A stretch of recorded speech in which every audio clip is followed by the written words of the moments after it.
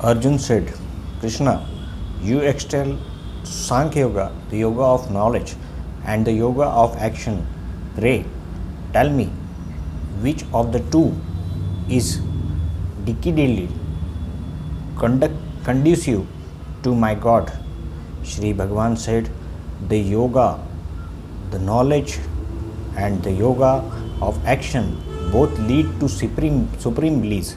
Of the two, however, the yoga of action, being easier practice, is superior to yoga of knowledge. The karma yogi who neither hates or not desires would never be considered a man of renunciation. For Arjun, who is free from pairs of opposite is early liberated from bondage. It is ignorant, not the wise, who say that Sankhya Yoga and Karma Yoga lead to divergent result.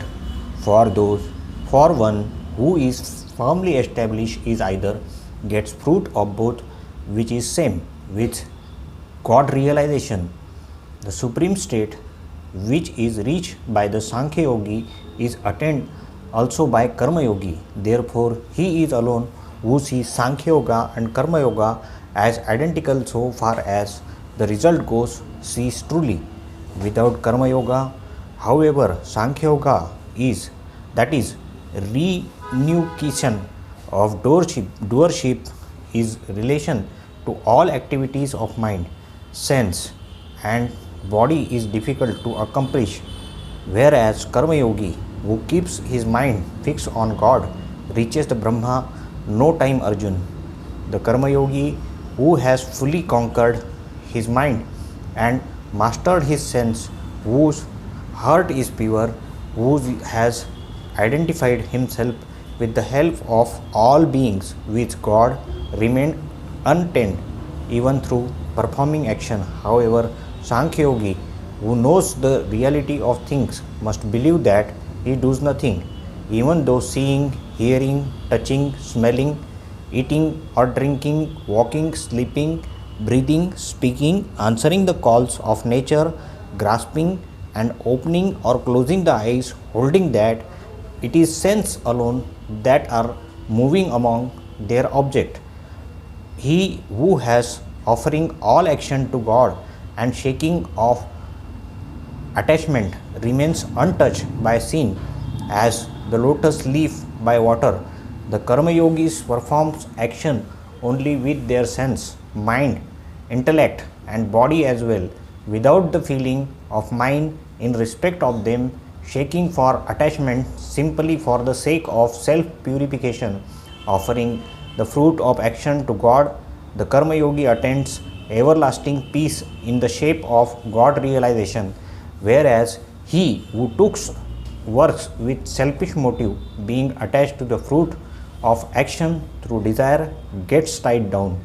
The self control Sankhya Yogi, doing nothing himself, getting nothing done by others, rests happily in God, the embodiment of truth, knowledge, and bliss, mentally relegating all action to the mansion of 9 gates of the body with 9 openings. God determines neither doership nor doing of man, nor even their contact with the fruit of action, but it is nature alone that function. The omnipresent God does not partake the virtue or sin of anyone. Knowledge is involved by ignorance, hence it is beings are constantly falling a prey to delusion. In case, however, of those who said ignorance has been destroyed by the true knowledge of God, that wisdom shining like the sun reveals the supreme. Those who mind and intellect are wholly merged in him, who remains constantly established in identity with him and have finally become one with him, their sin begins wiped out by wisdom, reach the supreme goal where here no is written.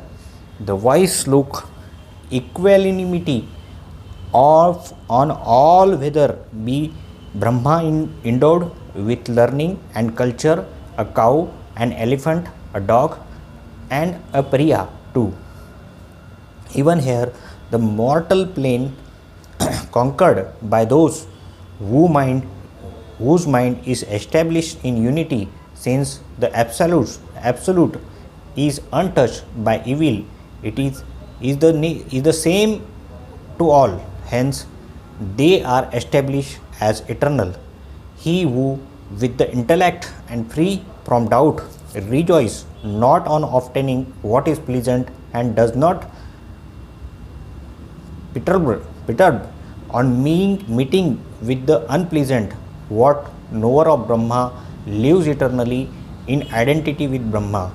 He does mind remains unattached sense object drives through meditation the sattvic joy which dwells in the mind.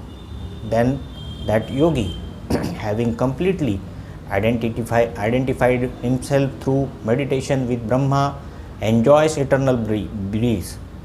The pleasure which are born sense contact are variety of sources offering only through appearing and enjoyable to worldly mind people. They have a beginning and the end. They come or go. Arjun, it is for the reason that wise man does not indulge in them.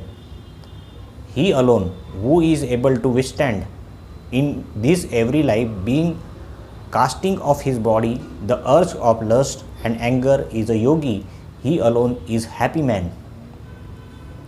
He also happy with himself, enjoys within himself the delight of the soul. The even so is illuminated by the inner light the body soul.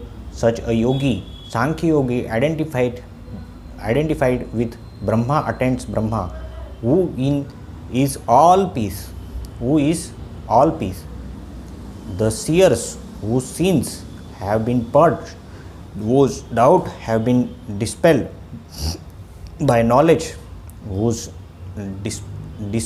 displayed mind in the firmly established in God, and who are devoted to welfare of all being, attain Brahma, who is all peace.